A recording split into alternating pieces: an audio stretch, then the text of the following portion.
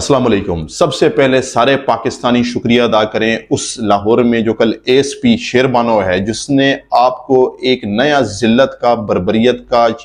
مذہبی جنونیت کا ٹائٹل لینے سے بچا لیا۔ ایک نیا لعنت کا جو توق پاکستانیوں کے گلے میں پڑنے والا تھا، کل ایک مذہبی جنونی طبقے کے ہاتھوں جب ایک خاتون بال بال بچ گئی، اس خاتون کو بچانے والی اس خاتون کا شکریہ جس نے ہمیں یہ نیا توق گلے میں ڈالنے سے بچا لیا۔ آپ کو یاد ہوگا کہ آج سے 2 سال پہلے، تقریباً 2-2.5 سال پہلے، سری لنکن شہری کو جو ایک کمپنی میں کام کرتا تھا، مینیجر تھا، اس کے امپلائیز نے اس کے اوپر اسی طرح کا ایک الزام توہین اور گستاخی کا لگا کے اس کو جس بربریت کے ساتھ بیچ چرائے، دن دہاڑے بیچارے کو مارا، جلایا، اس کی ڈیڈ باڈی کے اوپر بھی اس کے بعد پتھر برسائے۔ میں کہتا ہوں ایسی خوفناک تصویریں دنیا میں جو چند ایک جائل کنٹریز میں ملتی ہیں نا، جہاں تعلیم کم ہے، بربریت اور سفاکیت زیادہ ہے، ان میں پاکستان کا نام دوبارہ شامل ہونے والا تھا۔ اس خاتون نے آپ کو بچا لیا۔ واقعہ کیا ہوتا ہے؟ ایک خاتون، مسلمان خاتون، نماز روزہ زکوٰۃ کرنے والی خاتون، اپنے شوہر کے ساتھ، اپنی فیملی کے ساتھ آتی ہے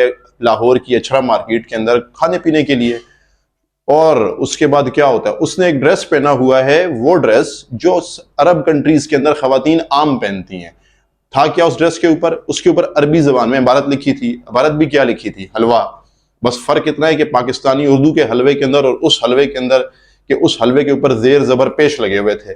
ہوا کیا پھر؟ وہی تعلیم سے آری ہمارا ملک، ہماری عوام ناسمجھ بیوقوف جن کو تعلیم تو ہم نے کبھی دی نہیں، اس نے سمجھا جی اس کے اوپر اس خاتون کے ڈریس کے اوپر عربی میں قرآن شریف کی آیات لکھی ہوئی ہیں۔ اب بھائی ذرا غور کر کے دیکھو اس کے اوپر لکھا کیا ہے؟ حلوہ۔ لوگوں کو سمجھ میں آیا یہ تو قرآن کی توہین کر رہی ہے، عربی آیات لکھ کر آ گئی ہے قرآن کی، اور سارا ہجوم جمع ہو جاتا ہے اس ریسٹورنٹ کے باہر جہاں وہ کھانا کھا رہی ہے۔ اس کے بعد آپ اس خاتون کی حالت دیکھیں، ایک مسلمان خاتون اس قدر خوف اور گھبراہٹ کے عالم میں بیچاری کی جان نکل رہی تھی، اور باہر ساری مخلوق اللہ کی کھڑی ہے، یہ اقبال کے جو شاہین ہے ہمارے، یہ کھڑے ہو کے نعرے لگا رہے ہیں کہ جو مذہبی سیاسی جماعت نے اس ملک کے اندر انٹروڈیوس کروایا، اور بچے کی زبان پر آپ کو نظر آئے گا وہ نعرہ، اور وہ نعرے لگائے جا رہے ہیں۔ بیچاری اندر خاتون کی جو سانس نکلے جا رہی ہے خوف سے کہ ابھی بس یہ جتھا چھڑ دوڑے گا اور مجھے مارے گا۔ پھر کیا ہوتا ہے؟ اس شیر بانو اے ایس پی خاتون کو جتنی اس کی قدر تعریف کی جائے کم ہے، میں کہتا ہوں۔ وہ آتی ہے اور اتنے بڑے ہجوم کے سامنے، جہاں پاکستان کے اندر کبھی پولیس کبھی ایسے موقع پر ایکٹیو نہیں نظر آتی، وہ پولیس کی اے ایس پی شیر بانو وہاں آتی ہے، اس خاتون کو جیسے تیسے لوگوں کو سمجھا کے وہاں سے لے کے جاتی ہے۔ اس دوران پورا کراؤڈ چارج اور بس موقع کی تلاش میں ہے، لیکن بس اللہ کی قدرت ہے، اس خاتون کی جان بچ گئی، اور پاکستان کے قومی چہرے کے اوپر ایک نیا دھبا، اس سے پہلے بے شمار دھبے پڑے، ایک نیا دھبا پڑنے سے ہماری بچت ہو جاتی ہے۔ اگلی کہانی اس کے بعد شروع ہوتی ہے۔ خاتون کو لے کے جاتے ہیں تھانے کے اندر، وہاں منتقل کرتے ہیں، وہاں پر نیا سین ہے۔ آپ ریاست کی کمزوری دیکھیے، اس خاتون کا سرے سے کوئی قصور نہیں ہے، اس کا واحد قصور یہ ہے کہ اس نے عربی خواتین کی طرح ایک ڈریس پہنا ہوا ہے۔ بس اس کو اتنا نہیں پتا تھا کہ اس دفعہ اس نے جس کنٹری کے اندر یہ ڈریس پہنا ہے، یہاں لوگ عرب شیخوں کی طرح، ان کے بچوں کی طرح پڑھے لکھے نہیں ہیں۔ خاتون ڈریس پہنتی ہے، اور اس سے اس تھانے کے اندر 2-3 علماء کرام نام نہاد مفتیان کی موجودگی میں معافی منگوائی جاتی ہے کہ تم توبہ کرو، تم آئندہ کے بعد یہ ڈریس نہیں پہنو گی، اور اس سے کہا جاتا ہے کہ آپ اس کے ساتھ ساتھ اپنے عقیدے کا بھی اعلان کریں۔ یعنی کہ وہ مفتیان کرام وہاں کان میں اسے کہتے ہیں کہ آپ کو اپنا عقیدہ بھی میڈیا کے سامنے بتانا ہے، تاکہ جو ہمارے سننے والے، جو ہمارے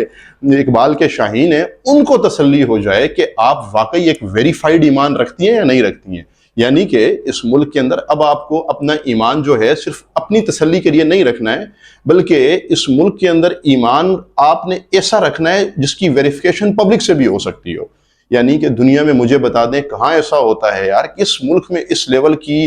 نفرت اور اپنے آپ کو اپروو کروانے کی مائنڈ سیٹ پائی جاتی ہے جو پاکستان میں پائی جاتی ہے، اور وہ خاتون وہاں کیمرے کے سامنے پھر کہتی ہے جی میں سنی ہوں، میں نماز پڑھتی ہوں، میں یہ کام بھی کرتی ہوں، تو لہٰذا مجھے یہ جو عوام ہے یہ بخش دے۔ ابھی جمعہ 4 دن ہوئے کہ ہم نے ایک سری لنکن شہری کو دن دہاڑے مین شہر کے اندر جلا کے اپنے اندر کی نفرت آگ جو ہے وہ ہم نے دنیا کو دکھائی۔ یقین جانے اس کی ابھی دھول ٹھنڈی نہیں ہوئی تھی کہ یہ واقعہ اب اس وقت پوری دنیا کے اخبارات کی ہیڈ لائنز بن چکا ہے، بالکل ویسے ہی جیسے سری لنکن شہری کو جلانے والے واقعات کی ہیڈ لائنز بنی تھی۔ پڑوس میں انڈیا ہے، 20-22 کروڑ مسلمان وہاں رہتے ہیں، وہاں کے مسلمانوں نے ایسی حرکت نہیں کی، وہاں کے واقعات رپورٹ نہیں ہوتے۔ یقین کریں اس کے علاوہ 56 اسلامی ملک ہیں، کہیں پر آپ کو لوگوں کو جلانے کے، اقلیتوں کے اوپر ظلم کرنے کے وہ واقعات آپ کو دیکھنے کو، ڈھونڈنے کو نہیں ملیں گے جو آپ کو پاکستان کے اندر ملیں گے۔ کیا یہاں کے مسلمانوں کے ایمان باقی 56 مسلمان ممالک کے ایمانوں سے زیادہ طاقتور ہیں، یا یہ کچھ الگ قسم کے مسلمان ہیں جو یہاں پر ہمیں اقلیتوں کو جلا کر ہی اپنا ایمان ثابت کرنا ہوتا ہے دنیا کے سامنے؟ یہاں ایک بات میں آپ کو اور بتاؤں، یقین جانے میں اکثر ایک بات کہتا ہوں کہ پاکستان کی سیاست کے اندر سے جب تک فوج اپنے دھسے ہوئے پاؤں نہیں نکالے گی، پاکستان میں مذہبی انتہا پسندی پہلے سے زیادہ پھیلے گی۔ وہ اس لیے میں کہتا ہوں کہ یہ جو آج آپ مذہبی انتہا پسندی کی، مذہبی جنونیت کی شکل پاکستان میں دیکھ رہے ہیں، جہاں کوئی کسی کا اختلاف سننے کو برداشت نہیں ہے، لوگ دوسرے کے ایمان کا فیصلہ کرنے کے لیے ہر وقت تیار بیٹھے ہوئے ہیں، یہ جذباتیت، یہ ایموشنلزم، یہ ریلیجیس جو ریڈیکلزم ہے نا، یہ پاکستان کے اندر جو انٹروڈیوس کروانے والے ہمارے سرخیل تھے نا، وہ تھے جنرل ضیاء الحق۔ آپ یقین کریں پاکستان میں اس سے پہلے باقاعدہ شام کو پاک ٹی ہاؤس جیسی اور اس کے علاوہ علمی محفلیں شہروں میں ہوا کرتی تھیں، لوگ مذہبی ہوں، سیاسی ہوں، معاشی اختلافات جو بھی اپنی نظریات ہوتے تھے ان کو لوگ ٹیبل پر بیٹھ کر ڈسکس کرتے تھے، علمی گفتگو، علمی فضا ہوا کرتی تھی، کوئی کسی کو اختلاف کی بنیاد پر مارنے کو یا نفرت کرنے کو نہیں آتا تھا۔ یہ انٹروڈیوس کروایا ہے پاکستان کے اندر نفرت کا سارا چہرہ ہمارے فوجی ڈکٹیٹر جنرل ضیاء الحق صاحب نے، تو لہٰذا ان کو میں اس موقع پر جب بھی اس طرح کا کوئی واقعہ پاکستان میں ہوتا ہے، ان کی روح کو میں یاد اس لیے کرتا ہوں تاکہ ان کی روح کو یہ سننے کو ملے کہ آپ کے بوئے ہوئے بیج اب پھل دے رہے ہیں یہاں پر، اور پاکستان کو دنیا بھر میں رسوا کر رہے ہیں۔ اس کے علاوہ چاہے واقعہ سری لنکن شہری کو جلانے کا ہو، یا یہ جو کل لاہور اچھرا کا خاتون کے ساتھ واقعہ ہوا ہے، ایک خاص مذہبی سیاسی جماعت کے کارکنان وہاں نعرے بلند کرتے ہوئے آپ سن سکتے ہیں، یہ وہی نعرے ہیں جو وہ مذہبی سیاسی جماعت جو اس ملک پہ نئی انٹروڈیوس کروائی اسٹیبلشمنٹ نے، ملٹری نے، ہمارے چند ایک فوجی جرنیلوں نے، جو سیاست کے اندر اپنے پاؤں دسا کے رکھنا چاہتے ہیں، یہ سب ان کی کارستانی ہے، جس کے نتیجے میں ایک جماعت جس کو انہوں نے بیج لگایا صرف اس لیے تاکہ اس وقت کی منتخب پی ایم ایل این کی جو الیکٹڈ ڈیموکریٹک گورنمنٹ تھی اس کا راستہ روکا جا سکے، کیونکہ ان کو میاں صاحب کا چہرہ پسند نہیں تھا۔ ایک منتخب حکمران چاہے جو بھی ہو، اسٹیبلشمنٹ کا کوئی تعلق نہیں بنتا کہ آپ اس کے راستے میں روڑے اٹکائیں